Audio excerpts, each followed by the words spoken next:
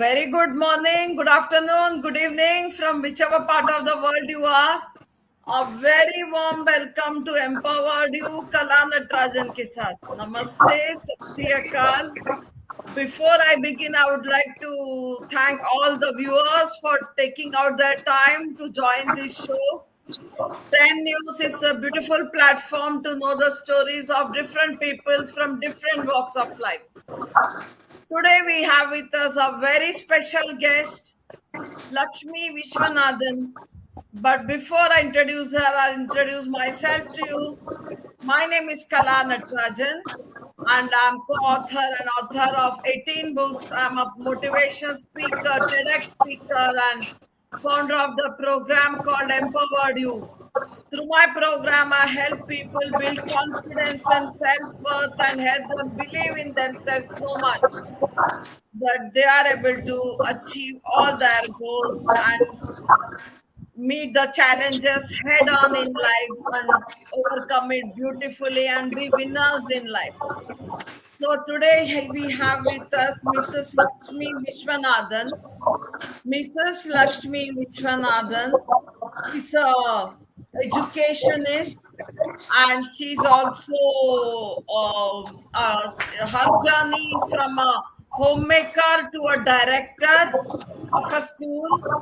She's an educationist, and also she helps in NGOs. She has won several awards. She's a teacher trainer. So let us welcome Lakshmi Vishwanathan. Hello, Lakshmi. A very warm welcome to you. Hi, Kala. It's been lovely to talk to you at the other end. And hi, and a warm welcome to all my audience who are watching me. I think, Kala, you have to spare me my blushes for giving such a praiseworthy introduction. I don't think I'm a recipient of that. But anyway, thank you so much for it. Thank you so much. Okay, so Lakshmi, I would like to take this forward. You're an educationist and a very successful educationist. Can we know what's your contribution as an educationist and how has been your journey as an educationist? What was your experience? Can you tell us the details?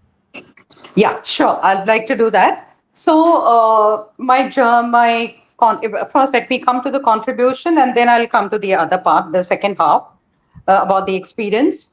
My contribution to the education program, wherever the programs have been happening and whichever institutions have been associated with my contribution has been in the form of facilitating teaching and learning processes, then research, developing and enriching curriculum, and also monitoring and evaluation. I mean, monitoring with data. It's just not monitoring and evaluation. I think data-driven monitoring and evaluation, and of course, the policies. I Of mean, what? whatever the What is policies your that the area? organization. That audience would like to know. Okay, beg your pardon? What's your area? My area is as a leader in the education field. I am a school leader. So as a school leader, my contribution towards the education was to facilitate, training of the teachers, facilitate the teaching and learning processes, research, help them to do research work, research based, transacting lessons in the classroom, use of how to use teaching aids to support to make your teaching and learning a very joyful experience. A lot of research based, learning that is provided to children, and the monitoring and evaluation of this monitoring is always data driven. When I say data driven, it is you have to ensure that the assessment that you're doing, assessment based learning, whatever assessment, when you teach the children in the class, then there you assess, you have to also got to be assessing and get to know where each child stands. So you have to collect a lot of data, in the sense right from the attendance of the child, because then it's a reflection of the progress that children are making at various stages of their lives. So that this is what I meant by data-driven monitoring and evaluation, and policies of put forth the policies of every organization. Each organization has different vision, mission, policy. For example, I can give you in terms of policy the child protection policy. So there are quite a number of things that the teachers that I have to put it forth across to the teachers, and that has to be implemented in the school system. So this is as So an which educationist. standard schools children are you catering to that you didn't So mention? I'm catering to I was associated with the preschool from preschool through primary. Okay, from Yeah, preschool to primary. yeah, yeah, preschool to primary. Which preschool are you did you focus on mainly? Are these children English medium school children or what are? Can you give Yeah. throw some light on that? Sure, I can do that. So my initial brush with the classroom, I mean, let me get back to the background, how I came into this line. So let me cover the second part of the question. That was, how was your experience? I think you asked me the question, how was your experience in all this journey? And I think, as far as experience goes, it's been a very, very rewarding and fulfilling journey, both personally as well as professionally. On a personal basis, why do I say it was rewarding? Because I was a home and hearth person for about 15 years, cloistered within the four walls. And I had aged parents-in-law, my father-in-law being totally, bedridden for about 3 years, a mother-in-law with Alzheimer's, and of course, my late life partner who was in and out of hospitals for the last 6 years before he passed away. So these were some of the challenges that I faced, but these challenges never deterred me from pursuing my passion.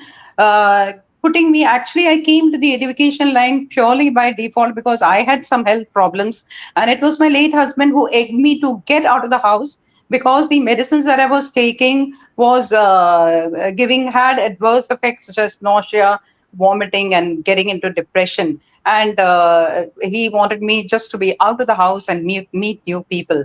So I came into the education field not by design but by default. But having come into the arena, I warmed up to it so much that I started really loving it, and I was very, very passionate about it. And I've enjoyed it every step of the way. And during my challenges, on my personal journey, the challenges that I have faced made me realize the inner strength that I possessed. So my diktat later on became that, when you look at challenges, okay, look at it as a form of opportunity.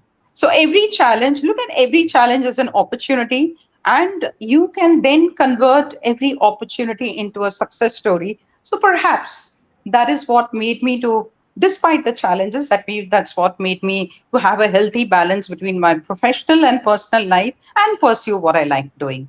And it has been So a I very, was very coming to this fulfilling. question. Yeah. What challenges did you face in setting up these pre-primary schools, and how did you Okay. overcome them?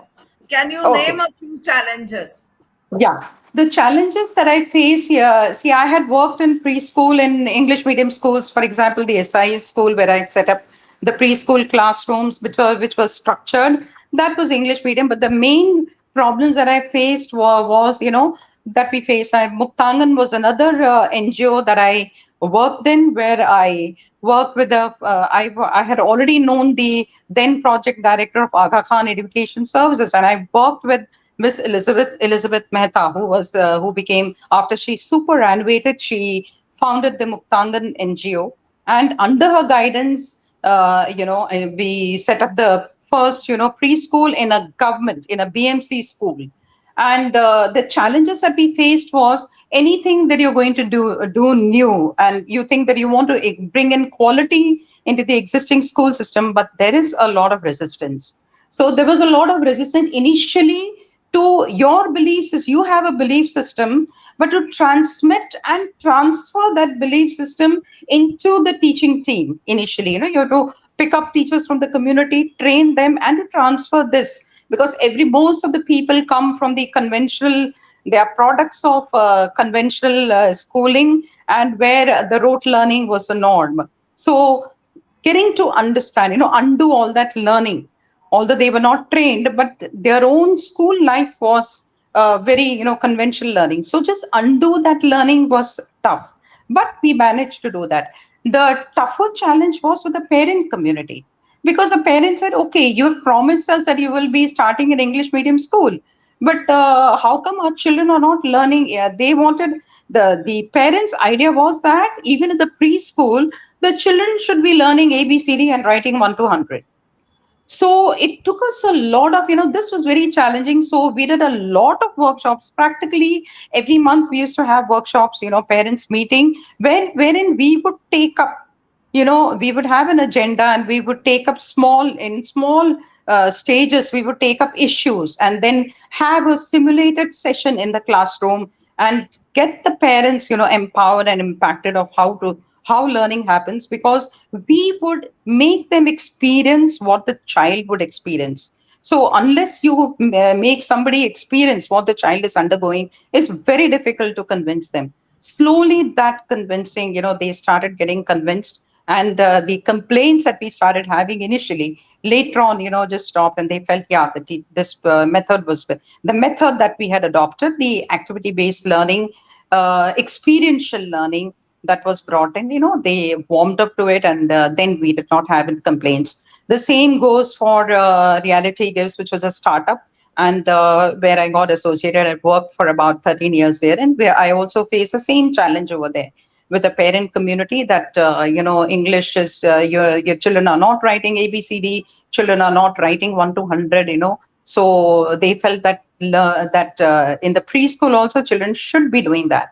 So again, with a lot of parents were invited into the classroom to see how teaching was happening, to watch the teaching learning process. Also, a lot of workshops and that was done for the parents, and slowly they got to understand that yes, the experiential learning that we were providing was one of the best form of learning, and that's how we convinced them. Of course, it took about 2 to 3 years to convince them, but yes, after that there was no complaint at all, because then So, by then in the preschool time, yeah, children should have more of playway method, isn't it?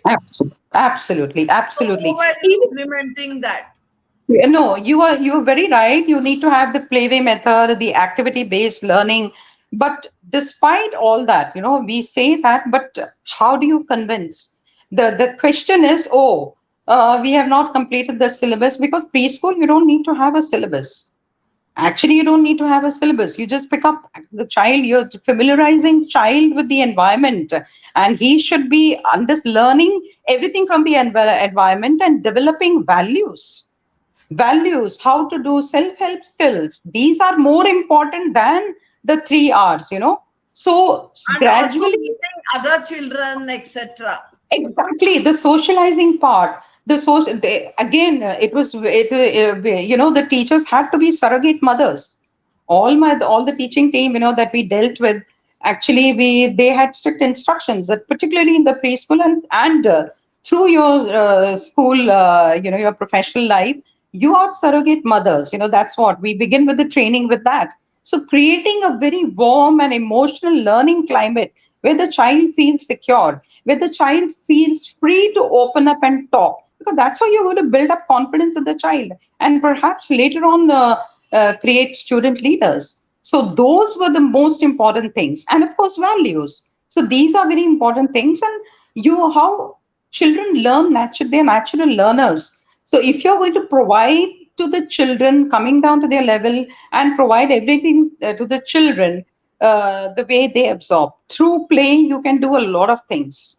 Through materials, using a lot of materials, children learn by themselves. All that the teachers are needed to do is to create that environment and keep observing the children and make a record of their observation. So you have an ongoing evaluation system. You don't need a report card for particularly for the preschool children, not at all. It's a continuous evaluation that is needed. So in the month of June, when the child came to me, he was at this level. When I 2 months down the line, he's moved up this much. Or maybe the child, when the child has joined you, he was at a high level and perhaps there is a drop. But what could be the reason that there was a drop? Perhaps there's been a calamity in the family. Perhaps. So these are the reasons that we need to keep finding as teachers at every step of the way, and find out why the child has performed well or why he has underperformed. And because ultimately, if the children don't perform well, I believe very strongly that something is wrong with the program. You can't blame children. So that means it's a reflection of the program. The program that you are providing for the children is something which is not suitable. So you have to change accordingly. And that is something that you have to identify. So it's been a very rewarding and a fulfilling experience, personally as well as professionally. Personally, I have grown. Professionally also, I'm a lifelong student. So I keep learning. So it's been very fulfilling. Lakshmi, what has been your role as a teacher trainer? Which are these teachers whom you train? Were they pre-primary teachers? And can you talk about it a bit in Sure, detail? sure. So the last two, one of the last two assignments, or where the schools where I was associated with, was an NGO. One was NGO Muktangan, where I told you that I was. It was started by the founder, Miss Elizabeth Mehta, who was already an educationist, and who had superannuated and was a founder of Muktangan. So I think I owe all my learning. It was when I joined Muktangan, and the amount of learning that I did over there, holistic learning that I had learned was, as you say, it was, for me, it was baptism by fire. So the learning was great. And then I got associated with a startup where I had to do things all by myself. And again, the same thing, setting up preschool classrooms. So initially, what we did was, since it was a community project, we had to draw teachers from the women from the community. And the only thing that we saw was whether they were qualified for a preschool classroom, whether they had done their 10th standard. That was okay. Because all that we looked out for is, the teacher should be having a cheerful disposition, and should have childlike qualities. That's all we were looking at. So once these teachers were drawn from the community, they were raw. So in a way, it was good. I did not have to undo any wrong learning, and then again, that becomes very difficult. So to train them, now what happens is, you have a belief system which you believe very strongly. Now, while training, you have to transmit and transfer your belief system to the teacher. So that can be very challenging in terms of vision of the, you start with the vision of the organization, the mission of the organization, the belief system, the core values. So transmitting that. So that initially takes a lot of, makes it pretty challenging. And we use dual language because since they are drawn from the community, majority of them are able to understand Hindi. So we use dual language for the training. And the training is not just, theoretical. It is half, you have a classroom where the teachers actually are with the children, and then the next half, part of the morning they are in the classroom, a preschool classroom where already the teachers are already manning the class.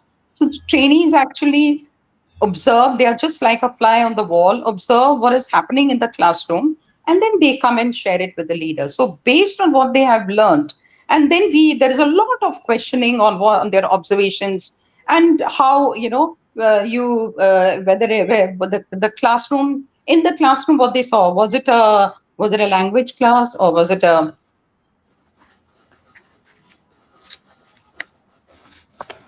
sorry, I was off for a while. So, was it a language classroom? Was it a concept classroom? Was it physical development? So, based on everything, after they shared, then after they experienced, then we would, take that, and then, it was all experiential learning from them, and then we would delve a little bit of theory. Even the theory was not too much; it was all activity. We used to organize activities for them to learn. So that's how the learning became joyful for them, and later on they were able to, plan lessons. Then the next idea was a routine of the day, because a preschool routine is very different. It is not totally subject centered.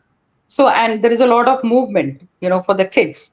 So they have to watch the routine of the day in the preschool. In the primary, of course, it becomes subject centered, and then they have to learn how to. So they observe the teachers in the class, come and share what they have observed, and then we enable them to formulate. Train them to formulate lesson plans, and the lesson plans are also, when I meant by the contribution, when I talked about my contribution towards as an educationist, you're facilitating the teaching and learning process. So in the teaching and learning process, they have to write lesson plans.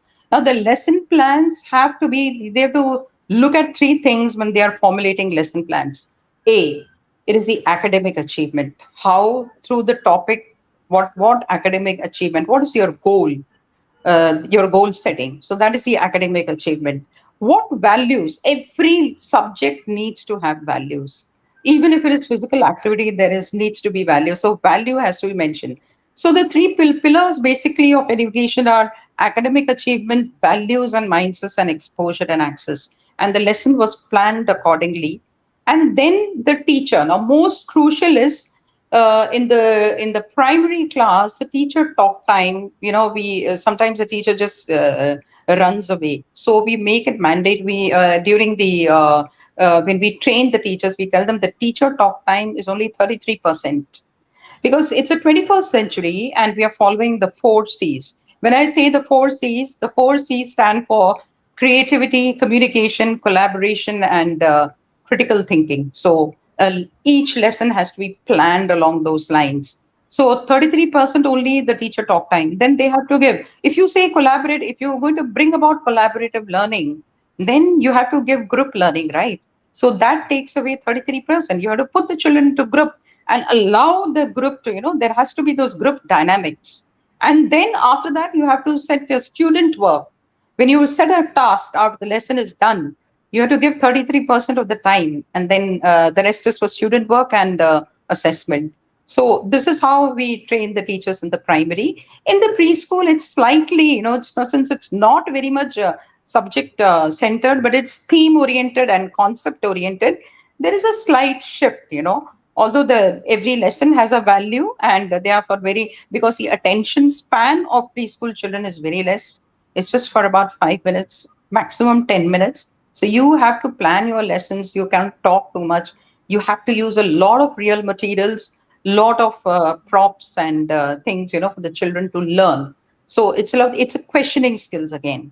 You cannot keep on dictating, but keep on rattling away with your lesson. But it's how you question the children, so that they give you the answer, the expected outcomes you get. So the questioning skills are very, very important. There is a thrust in the preschool. In the primary, it's a complete lesson plan with a proper format. Okay, so how do Am I you make, go about? am I making Kala? Am I making some sense? Yeah, you are making. Okay. So how do you go about? What is the content which you give to these pre-primary children? Our viewers are interested in knowing. I mean, is it some form of a simple story, or what Okay. is it? Lovely. That's a lovely question. In the preschool, we take up themes. We divide the whole structure into, they have what is called opening circle time. The opening circle time, the routine of the day is like that. Opening circle time, which means all the children, there is one large circle. The classroom is totally destructured. There are no tables and chairs. The classroom is left free, because children, during the characteristics of a preschool child is to have the ability to move around freely. That's a characteristic. So the whole so the learning organization also should be based keeping in mind the characteristics of the preschool child. So the classroom is totally destructured, and there are stations, there are areas where the learning tools and equipments are done. There is a large circle and there are small circles. Now the large circle denotes any large group activity. For example, your welcome, you're having a welcome song, and action songs are all sung in large group. Small groups are when teachers have a small group of children so that they can, pay individual attention to every child. So the preschool has there are a lot of books. There are no prescribed books. We've got a lot of books in the library. So the teachers, and of course a lot of audio visuals. You've got today at the press of a button, you get a lot of information, on Google. So Google Baba is there to help you out and everything, but it's how you are going to practice, put that into practice and help them with all this information. How are you going to put it across to the children? That is the crucial, stage. So what we do is we have themes. So why I say themes, you take a topic. If it is family, then you complete the whole family. You talk about who is in the family, the nuclear family, the joint family, the relatives, everything. So it's They a whole. understand such tiny Yes. tot. Yeah, so it is supported. We ask them to bring pictures, and we don't have to teach them because we say, okay, bring photos or you draw. If the children don't bring photos, and they we say, okay, draw your parents, grandparents, learning is done. All that we help them is to label. So they understand, okay, this is the grandparent or grandmother that I've drawn, and that my teacher is helping me to label it. Okay, this is how it looks. The writing, when you label it, the connection is formed. So that makes learning very, very beautiful.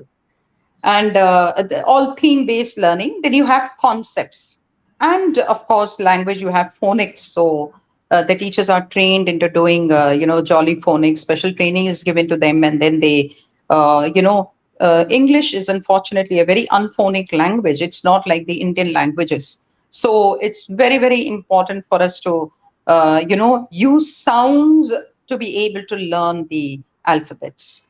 So that So the teachers talking are all. about when Beg you your said pardon? that, when you mentioned that you tell them to draw their parents or Yeah. grandparents, I was reminded Yeah. of a particular incident, a very funny Yes. incident. My elder sister's son, Huh? when he was 3, he used to go to nursery, and I had gone to Okay. visit my elder sister. So he told me he has to draw a policeman at the age of 3. So he took Okay. my bangle and was drawing a circle around the bangle. He didn't know Wow. how to, he was just 3. No, but that's okay. You have to accept that. Another thing that we tell, the good that you brought out that point. See, it may not look a policeman. For the child, it is a policeman. For the child, it is a policeman. So why are we objecting? We have to accept children. This is something that not all of us are capable of, are able to do. I mean, even teachers. So one of the things that I tell the teachers, to accept children the way they are. Unconditional acceptance. If the child says that is his imagination, if we if the way he has drawn it, we says, and just label it, that's fine. Over a period of time, when the child gets exposure, I mean, say for example, seeing a policeman in a police station, the learning changes.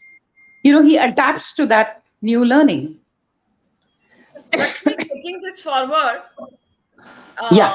you have authored a book for pre-primary children. Yeah, Can it you goes tell the us? pre-primary as well as the primary. I would say more of a primary. Actually, it was all thanks, when I was just training my teachers into do dramatizing stories, because you need to have a medium that's very interesting for the children to learn.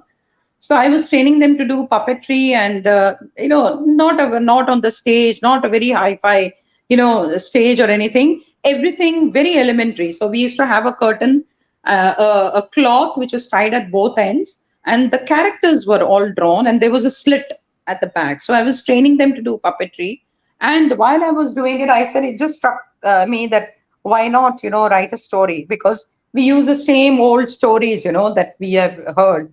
So I just concocted did a story, and the teachers liked it very much. So I said, "Ma'am, we want to dramatize this and have a and have a puppetry, So let's do this." So I wrote that the book is titled Kanya's Pouch. It's about a kangaroo who has a pouch, who's given birth to a baby, and after that she's meeting, all her children. So I have used the word Kanya for the kangaroo because cake, also the children learn phonics very easily, the sound of the letters. So every character in this story is phonically related. and she meets her friends. So everybody, when they see her pouch with the babies, they think that she has hidden their favorite food. And poor the kangaroo is not even aware of it. At last, when she reaches, so everybody thinks, the cow thinks that she's so stolen my, she's got those cakes, oatmeal, and she doesn't want to share. The monkey thinks that all the fruits, all the lovely fruits, everything is hidden and doesn't want to share. Similarly, so on and so forth. Ultimately, she comes to know about it because one of the bear, Ronnie, the Balu, the bear comes and he says, how come that you have hidden all the honey, that I love so much?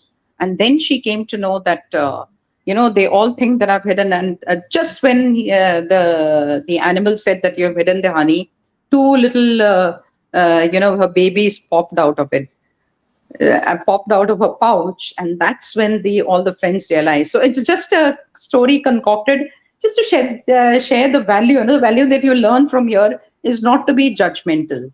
So that's a value that goes. Every story has a message. And my teachers were very encouraging. They said, let's make a big book or you have to publish this. And of course, Reality Gives published this, one of the donors published the storybook. And all the proceeds, that Reality Gives earned for it was plowed back into the community. So that was my way of giving it back to the community.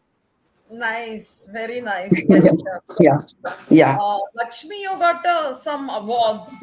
Can you tell us shortly about your awards? Yeah, yeah. So one was the when I was working with Dr. Vijayamurthy, your sister, who was helming the affairs. I think she has been one of my first persons who'd been a growth oriented person, and I don't know, she saw potentials in me, and she roped in as a faculty. So while I was working as a faculty, I received the Bharat Vikas Parishad Award for the best teacher, for the best faculty and the teacher there. And when I was working as a coordinator in SIE school, implementing the methodology that we, learned, that I managed to, learn from the Aga Khan. I told you, Liz, who's been the project director, under her, I learned a lot, and I wanted to bring it back and implement it in our parents' school. So while I was working there, there was a school called National Education Society, and the director of the school had just sent in a letter that we want all the schools to participate at the national level and present a paper on innovative techniques in education. At that time, so that was a time when I presented a paper and told them about the layout of the classroom. So it was all depicted in a piece of, in a cloth, so that they had an idea and equipped with all the materials. So from Maharashtra, I received the award. For that, I received the award for innovative techniques. So there was a lot of, lot of activities. I had written a lot of paper on the routine of the day, the significance, why is it done, what is the purpose of storytelling, what is the purpose of music and movement, what is the purpose of circle time. So I had all outlined, and they found it pretty good. And for that, I received an award at the Many, national many level. congratulations. Thank you so much. Yeah. So, Lakshmi, what message would you like to give to to give to pre-primary teachers, especially? Yeah, for the pre-primary teachers, I would say that number one, you have to be surrogate mothers, show a lot of love, be accept. I think it is acceptance of every child the way they are, and not be judged. We are all judgmental as human beings. We are all very judgmental. I We think put it's also everybody. putting yourself in the shoes of the children and understanding them Absolutely. from their point of view. Absolutely. It's very, very important. Be very friendly with them, talk to them, come down to their level, have all those, play with them. I have enjoyed playing with the kids. For the primary teachers also, I would give the same thing that, give unconditional love to your children, accept them the way they are. And I think it is very important for the primary teachers, particularly, to have linkages, to have linkage with the whole school system, in the sense the grade one teachers should know what is happening in the preschool. Similarly, second, third, fourth, whatever they are, every class should know what is happening, because when the children are coming from one class to the next, They need to know what has happened at that class. So perhaps by the end of the year, they should visit the classroom and see what's happening, how the children learn, so they have an idea, and also sit with the teachers and get to have a hang rather than coming and complaining that okay, the first term is a very crucial one because kids are new to the class, so you have those challenges. So if you get to know them better, it'll be very nice. Give them abundance. Love your, enjoy your children. I think it's very important to enjoy children. Learning will always be fun. And And not be totally exam oriented and number I oriented. it should not, because I think learning should not be rooted only to books. In the primary, we used to take projects. In reality gives, when I was leading the team, the teaching team, we would take project, which would be where the children had to do a lot of critical thinking. And when you undertake this, you also know the potential of children, because in-house, the project was all done in-house. You take a topic, for example, at grade 3, my teachers had taken, we said, okay, financial literacy.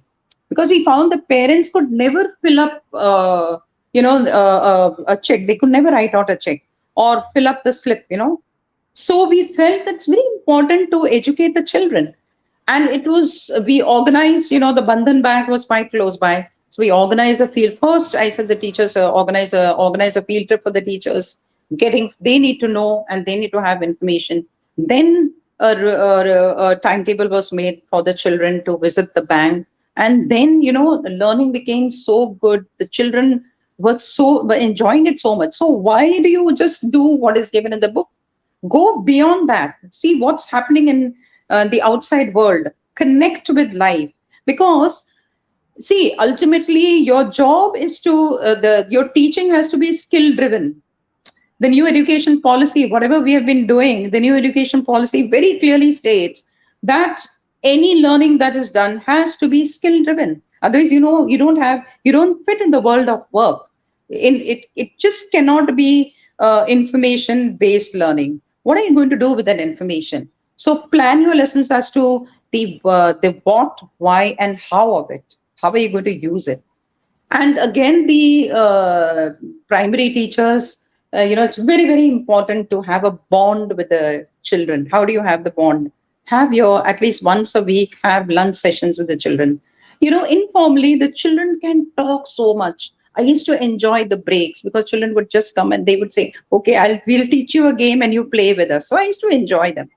Play with them, connect with them. And, then you're forcing them to speak, because I said, oh, I cannot speak Hindi. So whatever English, no problem if there's a mistake. And that's how the kids gained a lot of confidence. And the way they would speak English, and when the parents used to get they were used to be floored. They used to get floored. Oh, wow, my kid is able to interact so well. So I think this would be the message for all the teachers. Uh, Love your children, enjoy your children, have a bonding, and be surrogate mothers. Thanks for the message, Lakshmi. It Yeah, was very nice having you here. I'm sure the viewers have got a lot of insights about pre-primary children, about the teachers, about primary children, all yeah. these things. Thank you We'd so like much, to have Bella. you soon for another session. Thank you so Definitely. much. Thank you, Thank you team, so much. for the Thank technical help. Thank No, you, no, no. viewers, for coming and giving us the time. Hope you enjoyed the session. Bye, Absolutely. everybody. Absolutely wonderful. And the pleasure was equally mine. Thank you so much. Bye and good night. Sasri Akal. Okay. Thank Bye, you. bye, bye, bye. Bye, bye, bye. You can leave, Lakshmi. Yeah.